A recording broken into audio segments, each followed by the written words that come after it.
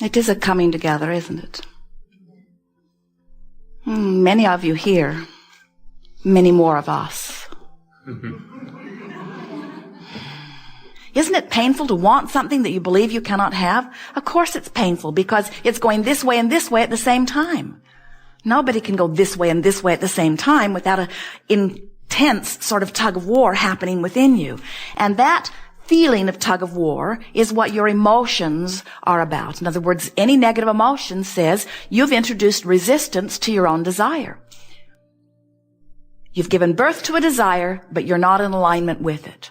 So your emotions tell you not only how much energy you're summoning by the power of your desire, but of that energy you're summoning, how much of it you are allowing to flow through you in this moment in time.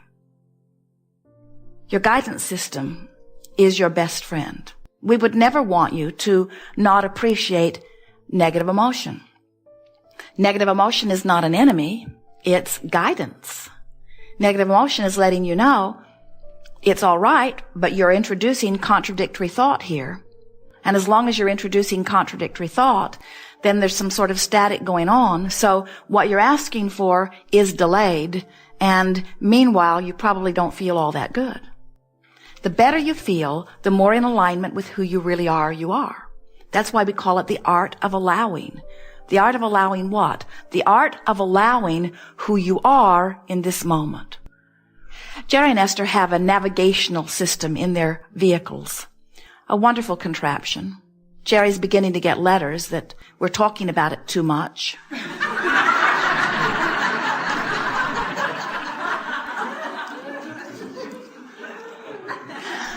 But it's the most important thing that we have to talk with you about, because if you don't understand your guidance system, then you're just a cork bobbing about on a raging sea, trying to follow guidelines by endless committees that have decided to assign to you your behavior. And many of you have been trying to follow those guidelines only to discover that they're not all that interested in your well-being. Turns out they're interested in their well-being. Who would have thought it? As they say to you, you should not be selfish and follow your own desire. What they're really saying to you is, you should not be selfish and follow your desire. You should let me demand that you selfishly follow my desire. And we say, you can't blame them for trying, because everyone is oriented. Everyone is oriented. Everyone, even the one-celled amoeba in the ocean, is oriented to perspective of self and to desire to thrive. And so you innately, without even trying, just naturally acquiesce to your own personal desire. It's what your guidance system is based upon. So Jerry and Esther have a navigational system in their vehicles. There are satellites in the sky and an antenna on the roof and a computer brain inside the vehicle. And when they want to go someplace, they just program their destination. They put in the city, they put in the street, and even the street number in some cases. And then Magellan says, please proceed to the highlighted route. And she will guide them verbally and visually right to where they say they want to go. Now, if they decide that they're going to take a little detour, make a fuel stop, or go to Taco Bell or some wonderful place along the way, Magellan will say to them, as she recognizes that they are not on the path that she has prescribed, Magellan, it is a woman's voice, the man's voice was too bossy.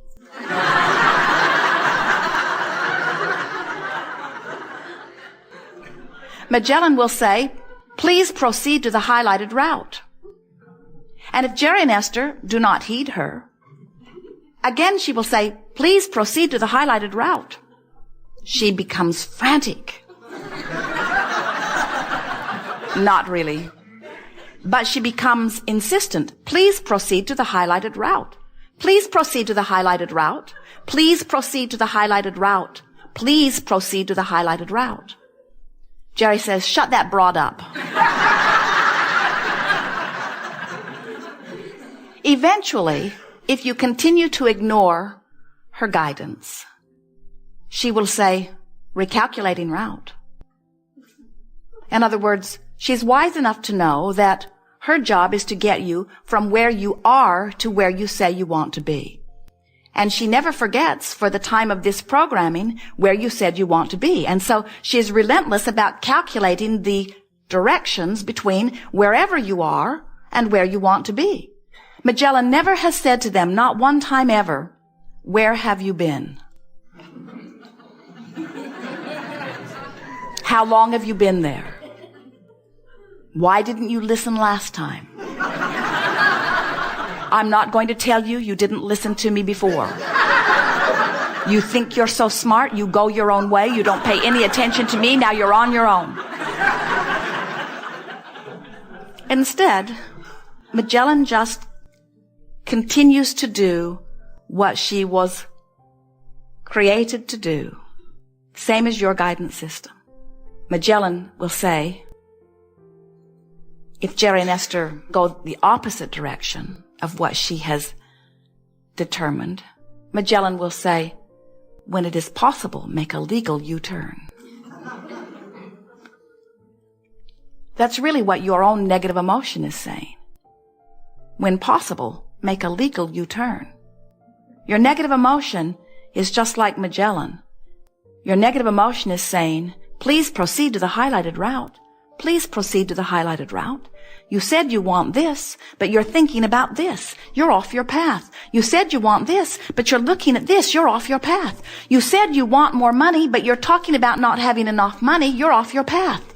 You said you want to be well, but you're keeping lists of how sick you are. You're off your path.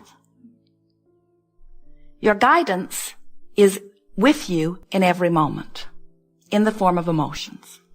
Sometimes people say, Abraham, is it normal for all hell to break loose in my life when I begin doing Abraham work? And we say yes. Because when you become more specific about what you desire, you activate energy that is moving through you. You get your juices flowing, so to speak. And then, if you have activated beliefs or thoughts that contradict your desire, you feel the discord within you. Some would say, well, then I don't believe I should want anything. And we say, good luck on that one. The entire universe is oriented to produce new desire within you. The eternalness is about that. In other words, we cannot, any of us, cease exposure. Your consciousness will never stop. The lights never go out, friends. You will never stop being the consciousness that you are. You will never stop pulsing and attracting. We are all eternal beings. And so we are all exposed to continuous experience that is causing us to continue to ask. That's how this expanding universe continues forever, eternally, no ending. Some of our physical friends don't take that as particularly good news. When you feel tired or when you feel overwhelmed, some have said to us, Abraham, when I leave this body, I'm not coming back, so tell everybody that needs to know. And we always say, we'll carry your message. But we also say, fortunately, you don't make those decisions from your disconnected human perspective. You make those decisions from your eternal, knowing that all is well, wanting more of life, wanting to be the creator that you are perspective. So, what this gathering is about really is about helping you to come consciously into awareness of who you are. It's about helping you to realign with the energy of your source so that you can feel the vitality and the clarity and the love and the appreciation and the joy of life experience. That is who you really are. It's about helping you to remember and rediscover who you are. It's about restoring you to the vibrational energy point that you were at the time that you came forth into this physical body. It's about helping you to remember who you really are so that you can get on with the business that you came forth to do. Wouldn't you like to fulfill your reason for being? Wouldn't you like to fulfill the powerful reason that you had when you made the decision to come forth into this time-space reality to begin with? Wouldn't you like to get on that path so that you can get on with what you came here to do? And do you know what you came here to do? You came here to have a joyful experience.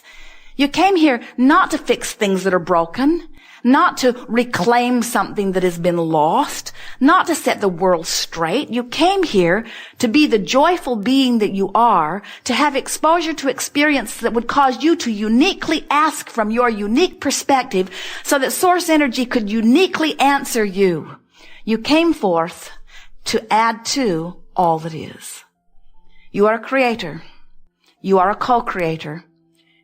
You came forth to interact with others so that collectively, singularly, small groups, large groups, you could have exposure that would cause your personal preference to exude from you. We call it a rocket of desire.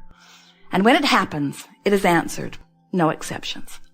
So we want to help you to let yourselves off the hook here today by saying to you, law of attraction is the culprit behind all of that. Give yourself a little bit of benefit of the doubt and say, it's not my fault. Law of attraction is holding me in these negative thoughts. Blame always feels better than guilt, don't you think? Law of attraction is holding me in these negative thoughts. But what we really want you to achieve understanding of as a result of being here with us today, we want you to leave this room knowing that no matter where you are, predominantly on this emotional scale, you can more easily than you have ever believed move into a higher vibration. It's much easier than you have previously thought, especially once you get the hang of how vibrations work and about how they feel to you, and most importantly about what to do about it. Now, we don't want you to work too hard at trying to memorize where the emotions are. We've noticed as we listen to you that almost without exception, you can feel which feels better, blame or guilt. So, here's depression or despair, and here's rage, and here's anger. Where's guilt? It's down here, isn't it? Where's fear? It's down there too, isn't it? Where's unworthiness? It's down there too. Where's blame? Oh, it's way up here. Because isn't there some feeling of control? Now, this is what we really want you to hear. We really want you to recognize that your emotions are about empowerment, which means connection, or disempowerment, which means not as much connection. In other words, it's all about that. And so anything that is more empowering is up the scale, isn't it? So doesn't it make sense to you? So many people that you see around the world that are seeking revenge, maybe even the guy on the street next door that is punching your tire or whatever, doesn't it make sense that revenge somehow feels better to them? And of course, you don't want to encourage a world full of revenge, because if there are a lot of people out for revenge, it might make you feel more vulnerable. But friends, we do. We would far rather see them feeling revenge and regaining some of their power. Of course, we don't want them to get stuck there. We would like them to keep moving up into their empowerment. We would like them to discover that no one can disempower them but them. We would like them to understand that nothing can take your power away from you other than choosing a thought that doesn't allow your connection to who you really are. Good. We are eager to talk with you about anything that is important to you. We see it as our value to you to help you to determine where your set point is, if you have something that you're wanting to move up the emotional scale. The set point is that place that you practice most. And you could have different set points on different subjects. You could have a set point relative to abundance that could be up here in the place of positive expectation, while your expectation about your physical body could be in a place of worry or despair. In other words, you might have given up on relationships while you might have a business project that you are feeling very good about. In other words, different subjects have different set points. But all of them sort of meld together into this vibrational stance that most of you feel most of the time, because the subjects that are on your mind are the subjects that are most activated. And so as you come to us here today, we can feel your vibrational set point, and we'll help you to consciously identify it. And then we will show you what we would do if we were standing in your physical shoes about moving up the emotional scale. We want you to understand that no matter where you are, it can get better, and it is supposed to. We want you to understand that life is supposed to be good for you, and if it isn't in some way, then you have a little bit of work to do. But the work is not so great as you thought, and the results are astonishing, because a little bit of movement in your emotional meter makes a great deal of difference in what begins to manifest. It's sort of like turning the hub of the wheel, and what's turning out there on the perimeter is a great deal more.